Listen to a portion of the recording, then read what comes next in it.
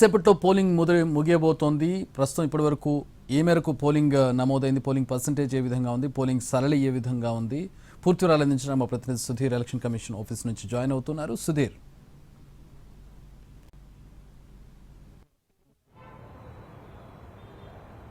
మూడో విడత పంచాయతీ ఎన్నికలు సజావుగా కొనసాగుతున్నాయి. ప్రస్తుతం మరి కాసేపట్లోనే మూడో విడత పంచాయతీ ఎన్నికలు ముగిశాయి. ఎందుకంటే ఉదయం 7 గంటలకు ప్రారంభమైన పోలింగ్ ప్రక్రియ మరి కాసేపట్లో ముగినుంది. మధ్యాహ్నం 1 గంట వరకు కూడా ఈ ప్రక్రియ కొనసాగుతుంది. ఆ తర్వాత మధ్యాహ్నం 2 గంటల తర్వాత కౌంటింగ్ ప్రక్రియ ప్రారంభమవుతుంది. అయితే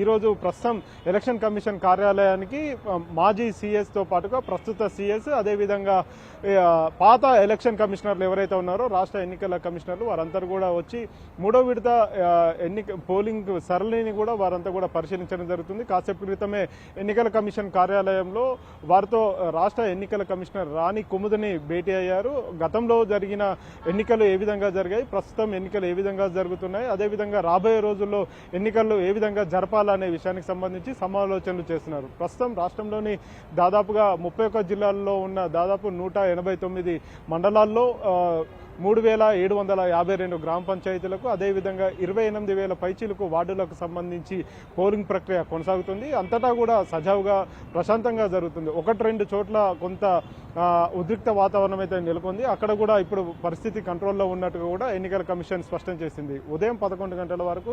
57.19% పోలింగ్ నమోదైనట్టుగా కూడా ఎన్నికల కమిషన్ స్పష్టం చేసింది. గడిచిన 2 విడతల్లో కూడా దాదాపుగా మొదటి విడతలో 84%, రెండో విడతలో 85% పోలింగ్ నమోదైంది. ఈసారి 85%, అంటే మూడో విడతలో కూడా 85% పోలింగ్ కంప్లీట్ అంటే దాటే అవకాశం ఉన్నది కూడా ఎన్నికల కమిషన్ స్పష్టం చేస్తుంది. ఈ విడతలో అంటే మూడో విడతలో దాదాపు 57 లక్షల పైచిలకు మంది ఓటు హక్కును వినియోగించుకోనున్నారని ఎన్నికల కమిషన్ స్పష్టం చేస్తుంది. 3,400 పైచిలకు పోలింగ్ కేంద్రాల్లో వెబ్కాస్టింగ్ ఏర్పాటు చేయడం జరిగింది. అక్కడ జరుగుతున్న పోలింగ్ సరళిని కూడా ఎప్పటికప్పుడు రాష్ట్ర ఎన్నికల కమిషన్ కార్యాలయంలో వెబ్కాస్టింగ్ ద్వారా పరిశీలిస్తున్నారు. ఇక్కడ నుంచి తగు సూచనలు, సలహాలు కూడా ఇస్తున్నారు.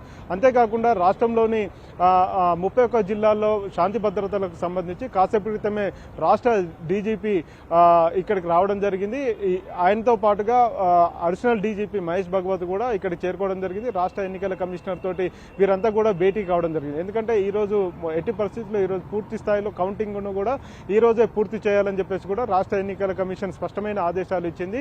కాబట్టి పారదర్శకమైన ఎన్నికలు నిర్వహించాలని చెప్పేసి కూడా సూచించడం జరిగింది. గడిచిన 2 దశల్లో కూడా, మొదటి దశ, రెండో దశల్లో చూసుకున్నట్లయితే కౌంటింగ్ ప్రక్రియ కాస్త ఆలస్యంగా జరిగింది. ఎందుకంటే మొదటి విడతలో దాదాపుగా 11వ తేదీ జరిగిన ఎన్నికలు, అదేవిధంగా కౌంటింగ్ 12వ తేదీ ఉదయం వరకు కూడా కౌంటింగ్ ప్రక్రియ కొనసాగింది. అంటే దాదాపుగా ఆలస్యం జరిగిందని చెప్పేసి కూడా ఎన్నికల కమిషన్ భావించింది. కాబట్టి ఆ తర్వాత 14వ తేదీ జరిగిన ఎన్నికలు కావచ్చు, కౌంటింగ్ కావచ్చు, అందులో చాలా ఆలోచనలు, అంటే వినూత్నమైన ఆలోచనలతోటి అక్కడ కౌంటింగ్ ప్రక్రియను కొంత తొందరగా, అంటే రాత్రి 10-11 గంటల వరకు కూడా పూర్తిగా కౌంటింగ్ను పూర్తి చేసే ప్రక్రియ ప్రారంభించారు. అదేవిధంగా రాత్రి 11 గంటల వరకు కూడా పూర్తిగా కౌంటింగ్ను పూర్తి చేశారు. ఆ తర్వాత ఉప సర్పంచ్కి సంబంధించిన ప్రక్రియ మొదలుపెట్టారు. అది కూడా వెంటనే కంప్లీట్ చేశారు. ఇప్పుడు మూడో విడత ఈరోజు జరుగుతుంది. ఈరోజు కౌంటింగ్ ప్రక్రియ పూర్తి చేయాలి. ఆ తర్వాత ఉప సర్పంచ్కి సంబంధించిన ఎలక్షన్ కూడా పూర్తి చేయాలని చెప్పేసి ఎన్నికల కమిషన్ భావిస్తుంది. గతంలో ఒక టేబుల్ మీదనే ఓట్లను లెక్కించారు. ఆ తర్వాత 2-3 టేబుల్స్లను తీసుకొని అందులో కౌంటింగ్ ప్రక్రియ ప్రారంభించారు. ఈ రోజు కూడా ఎక్కువ ఓట్లు ఉన్న దగ్గర ఖచ్చితంగా 2-3, అవసరమైతే 4 టేబుల్లను కూడా ఏర్పాటు చేసి అందులో కౌంటింగ్ ప్రక్రియను ప్రారంభించాలని చెప్పేసి ఎన్నికల కమిషన్ స్పష్టమైన ఆదేశాలు జారీ చేసింది. కాబట్టి కౌంటింగ్ ప్రక్రియలో ఎట్టి పరిస్థితుల్లో ఆలస్యం చేయరాదని చెప్పేసి ఎన్నికల కమిషన్ భావించింది.